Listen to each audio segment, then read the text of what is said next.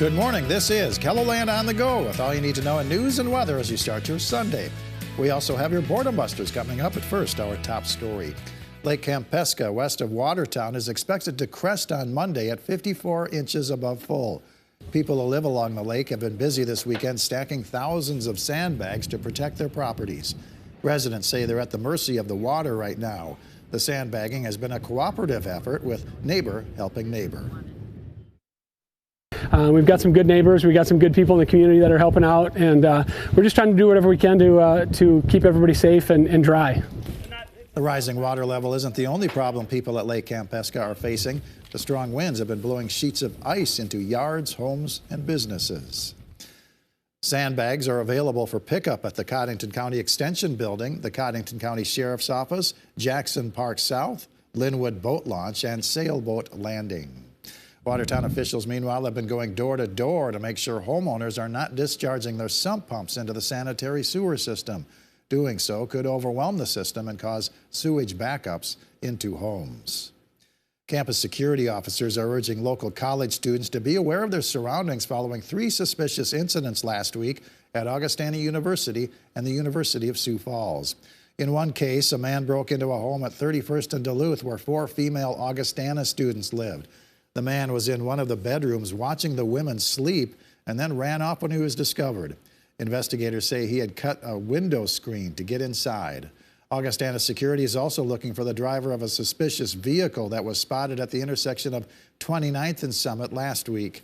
Officials say the vehicle is registered to a known sex offender. Also last week at USF, a man was seen walking south on Prairie Avenue from the Jeske Fine Arts Building, possibly carrying a gun. The USF campus security director tells KELOLAND News he believes that the incidents are related. According to a survey by South Dakota News Watch, a majority of county auditors in the state do not agree with the legislature's ban on drop boxes for absentee ballots.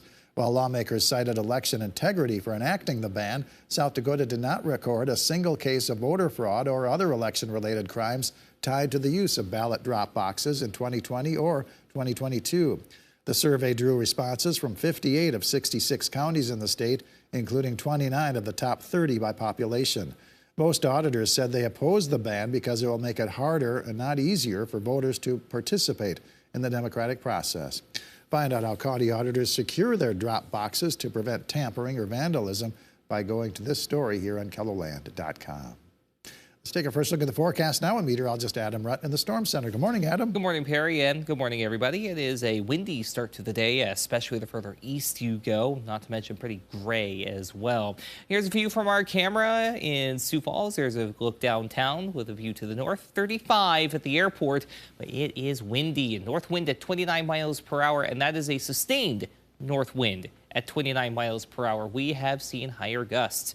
32 in Huron, 33 Aberdeen, Pierre, and Sisseton with Rowan Spencer for good measure. 31 in Rapid City. 20s, though, Faith and Phillip both at 28. Winter, 33. Valentine sitting at 30. But like I said, it is windy, especially East River.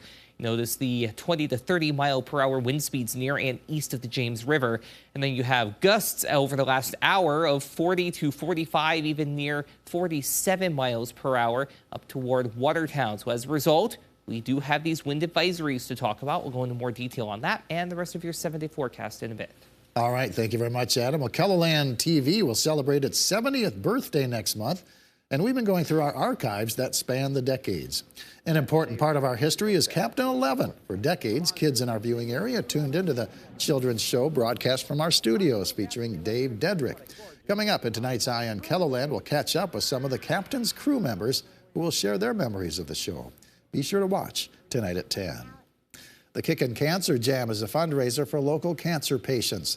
Bands will be playing at the Elride Shrine Mosque in downtown Sioux Falls starting at 1 p.m. The performers include We're No Angels, Somebody or Someone, Minority Falls, Southside Pine, and Ron Keel.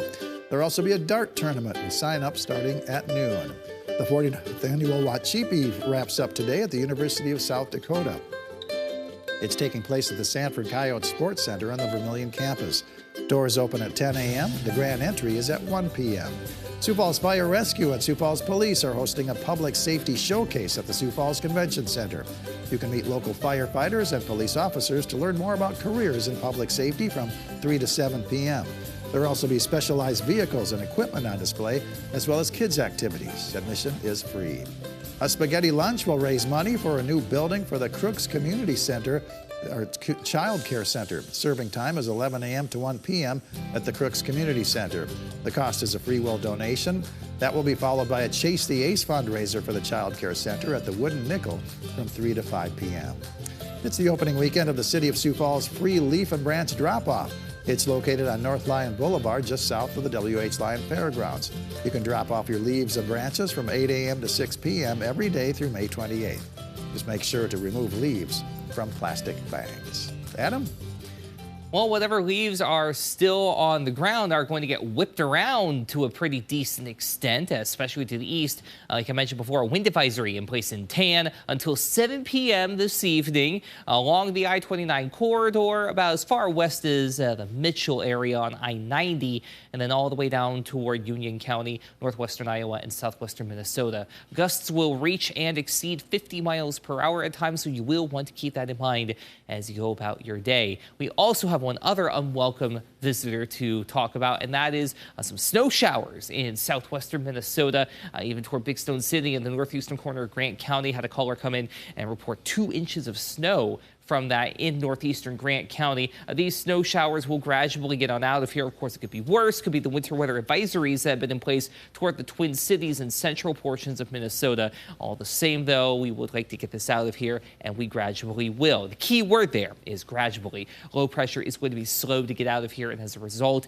it is going to be windy again through the afternoon and evening, and those snow showers will linger through the morning. Thankfully, it is the middle of April, so what does stick on the ground is not going to stick around for very long. Monday is looking like a very nice day to get outside. Tuesday is milder, but by Tuesday evening and Tuesday night, we do bring in the chance for showers and maybe even a thunderstorm or two as well. Wednesday, also a chance for rain, but then we have to really watch what we get Thursday night into Fridays. We could see some mixing and, yes, even a little bit of snow, not out of the question, in a couple of areas as we go into Friday afternoon and Friday evening. So keep an eye out for updates on that.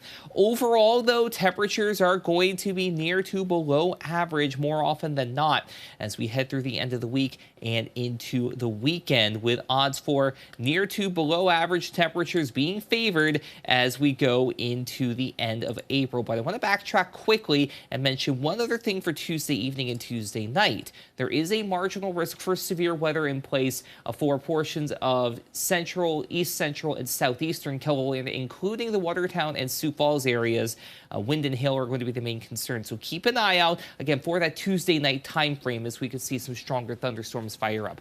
For today, we're going to be talking about highs mainly in the 50s, some 40s near and east of I-29. Again, windy the further east you go as well. Overnight lows dropping into the 20s to low 30s, and that wind is going to be slow to back off as well. But by Monday, yes, it's still a little breezy at times, but it is milder, 50s and 60s, the latter more likely West River. Your 7-day forecast does have that messy second half of the week to keep an eye on. We do get into the mid-60s through Wednesday, only to fall back into the 40s by the start of next weekend. In Aberdeen, we'll watch that Wednesday through Friday time frame very carefully, starting off as rain. Then we'll see what kind of mixing concerns we have to talk about. But before then, we do get up to near 60 by Tuesday. In Pierre, we have 56 today, 66 by Tuesday. Then you have that rain on the way Wednesday and Thursday, maybe a few wet snowflakes early Friday morning. Last but not least, Rapid City, 57 today, near 70 by Tuesday as rain builds in. Mainly rain opportunities in place going through Thursday.